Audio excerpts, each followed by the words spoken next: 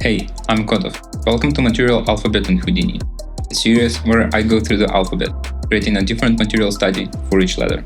Each chapter explores a different material and a different way of approaching geometry, texturing, and rendering. In this episode, we're starting the charcoal chapter, the third one in the series, where we are writing with the geometry, taking curves and shaping them so they feel like they were drawn, guided by the simple principle: what camera sees matters, what it misses doesn't. Let's get started. We will start with the camera. I will drop it down, adjust position and rotation, so it looks downwards. Call it Cam 1. After that, as usual, I will create a geo container, call it Setup, and color it red. In there, I will create a camera plane node and choose our camera. Camera plane creates a lot of attributes that I don't need. I will delete them. After that's done, I will adjust camera resolution. The idea here is to use that as a canvas and accumulate mask from other geometry to draw on it. Later I decided to use a different approach, so you can just use a grid instead. Now let's get geometry to draw with. I will use a point and offset it slightly, and use another transform to animate it. Now it rotates around y-axis. I will use another transform to move it in xz plane. Because I don't have a concrete idea of what that movement should look like, I will let noise decide the pattern. Now I have to adjust it. I know that I want the movement to revolve around 0, so I will use Hermite noise. Amplitude will determine how far it goes, and period how frequently it changes direction.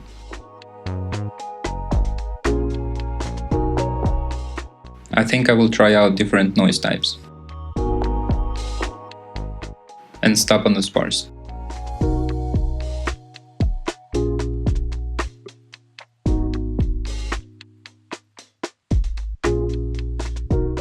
Now I will do the same to Z transform. I'm gonna disable the previous one to make it easier to see what it does. Let's check it with an X-axis as well. I think I will use it by itself, but I'm gonna use another transform and animate rotation in Y-axis.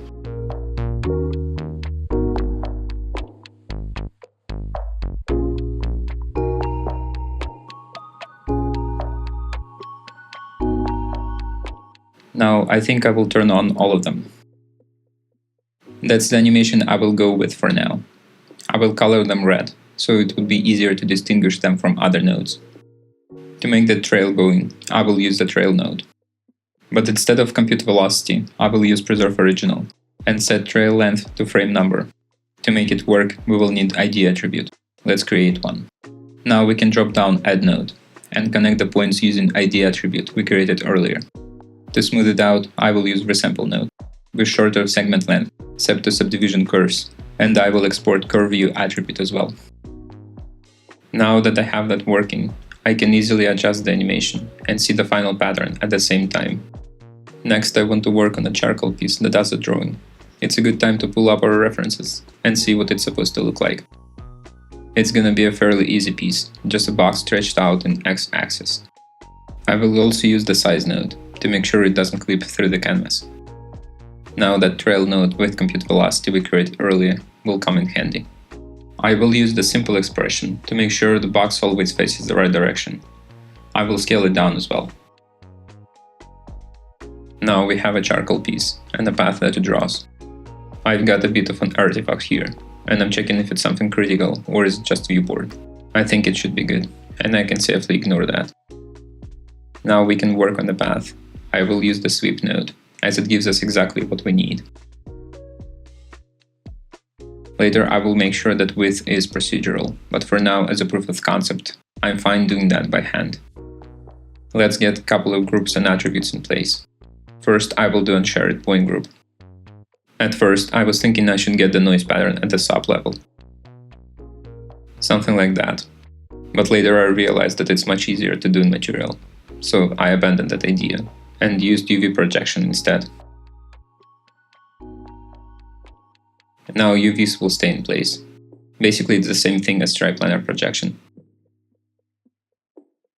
I decided to get some sort of sub-level noise going anyway. Maybe I will use that for texturing later. Now that edge point group we created earlier will come in handy. It will make sure we don't have any dark spots on the edges. I just have to make sure to select it in the group drop-down menu.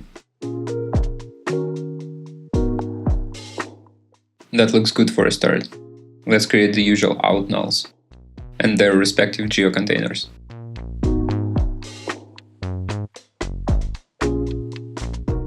Don't forget to raise path a bit, as right now it's clipping with the canvas. Let's do the usual, some lights, rope node, and materials. Now we are ready to start rendering. Let's see what we have to work with. Not much, but we will fix that. First, let's do a screenshot. I see that my charcoal piece lacks normals. Let's fix that first. I will get some sort of rough materials in place, just to differentiate between the pieces.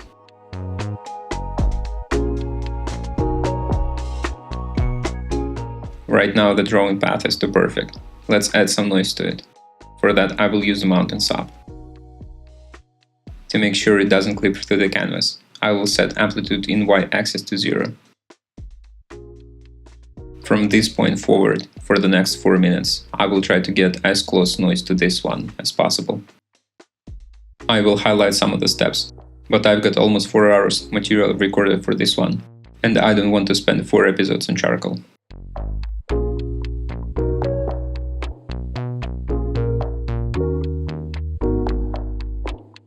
Notice here that the render is a bit too yellow. I will adjust the white balance. And here, because the path is laying perfectly flat, it's intersecting with itself, and I'm not seeing layered noise. Using curve view attribute, I will raise it slightly as it draws.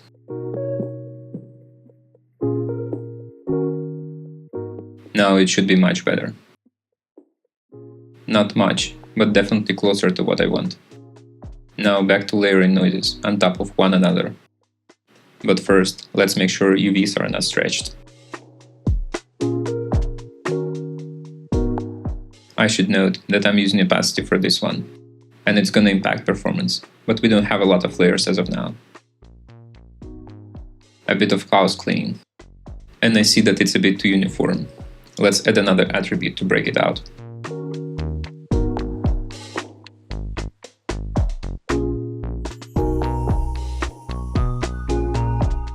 Because we're adding that attribute before the sweep, it's gonna look like that. I wanted to imitate the level of pressure the artist has when drawing on canvas. Some sections will be harder and more visible, and others lighter and less visible. We can multiply that attribute with the noise we have so far, and immediately get some sort of breakout in the pattern. Paper texture should be the easiest part of this project. I will set it up right now.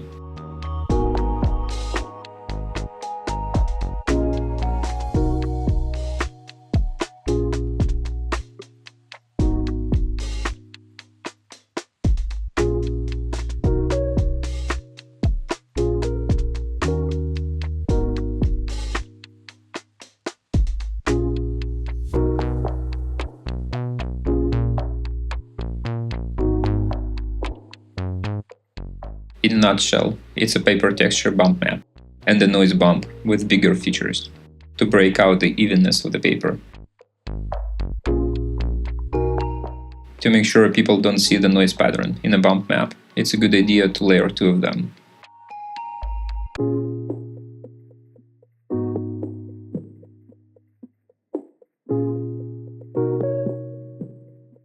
The nice paper material makes a big difference, but also does the lighting.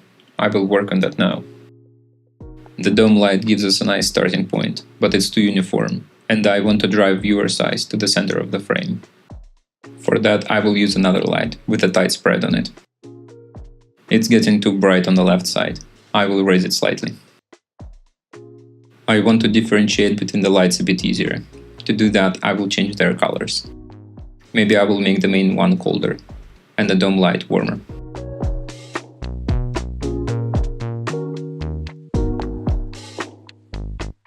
Let's try spotlight instead of area light.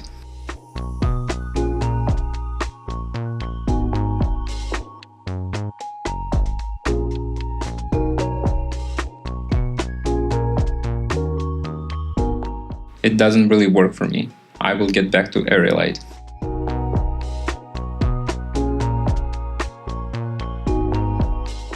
few small adjustments to the position of the light, and I think I'm done with them. Now comes the most time-consuming part, layering noises on top of one another. I will use distance along geometry node to create a mask going from the edges to the center of the geometry. Because we already have edge point group, we can select it here. Distance matrix stays on surface, but we output mask instead of dist. That allows us to get a radius from maximum distance instead of parameter. If we visualize that attribute, we can see it's a nice gradient going from the edges to the center of the geometry. I will add another out null and use that as an additional layer. I usually don't like keeping mask attributes, because it's too generic. I will rename this one to edge. Because I'm using this as a layer, I will probably want to change some of the parameters. I'm checking which nodes I would want to change and copying them from there. Now I can plug that edge attribute into the material and see what it looks like. Forgot to switch null in the geometry container here. Because when you draw with charcoal, sometimes you get thicker edges, just like this one. That's what that layer will replicate. But it's only sometimes, and I don't want that to be full strength all the way through the path. I will use noise to break it out. I'm noticing here that I'm getting too bold of a line, and that's probably because I'm using subdivide right after the edge group.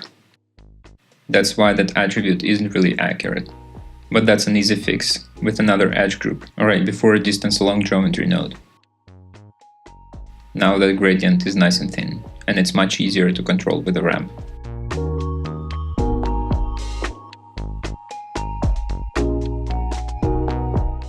I can see it's way too strong right now. Maybe if we change the noise, that would help.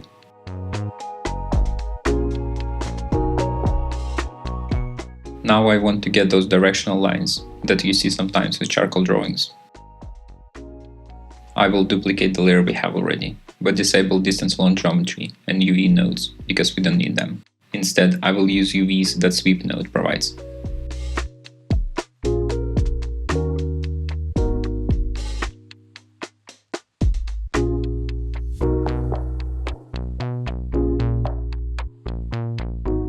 It's gonna be an easy one, just a stretched out noise in the direction of the path. Ramp node will give me more control over the noise.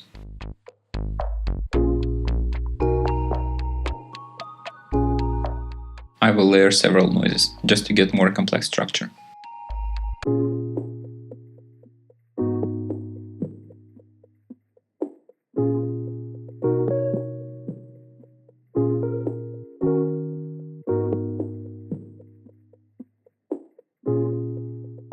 I noted that when I enable Path 2, I don't actually see it in the render, and that's because they're sitting on top of one another.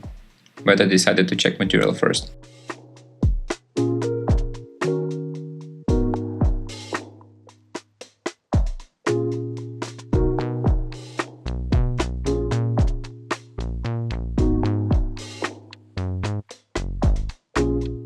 The easiest fix is just to move one of them slightly higher.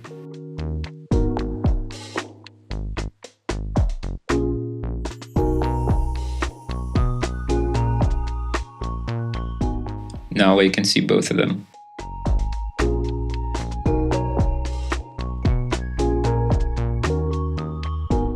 I'm checking the progress so far to see what can be done better.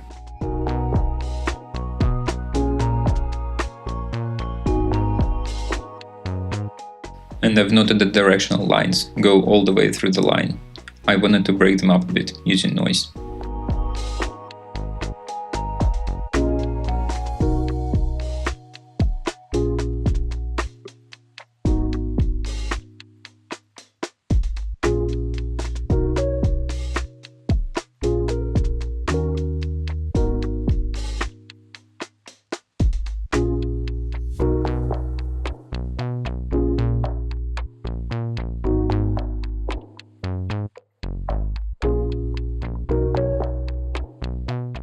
I also wanted to add smaller chunks, something like a dust, to the first layer.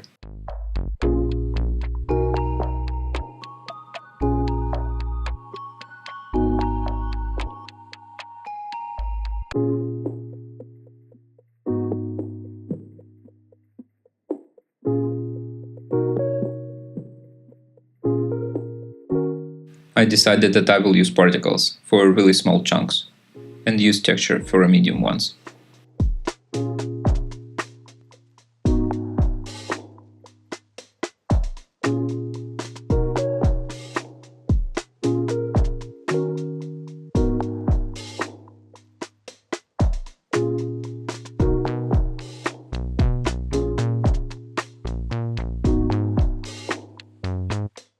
We can use multiply node to control strength of each individual layer.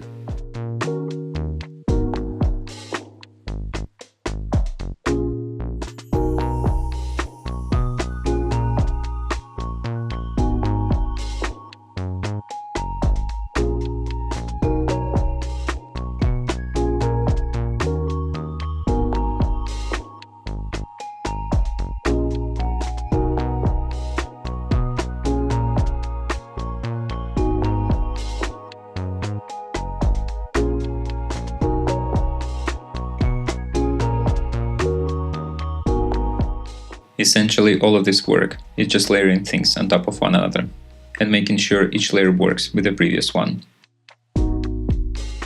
Let's do another layer. The idea was to make smaller chunks, but I will move all of that later to the first layer.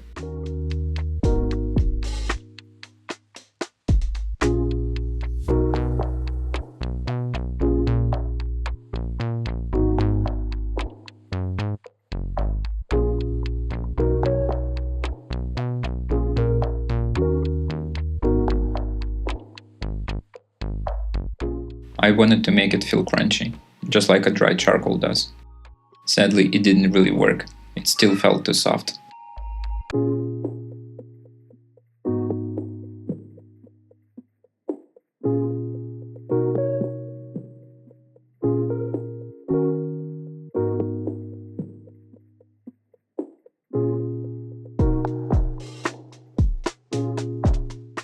As usual, I will raise it slightly, so it's not intersecting with the rest of the layers.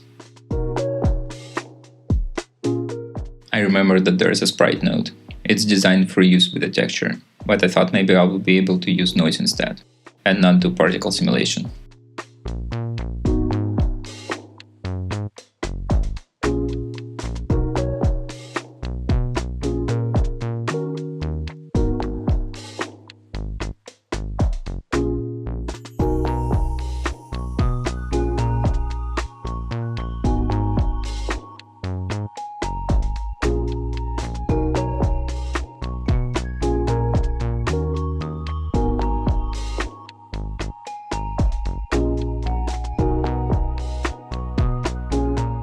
The sprite node didn't really work here, but I decided to move smaller chunks to the first layer anyway.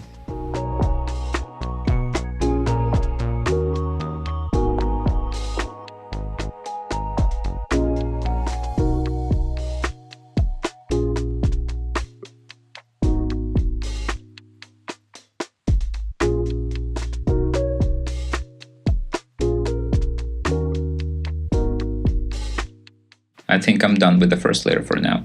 Let's see all of them together.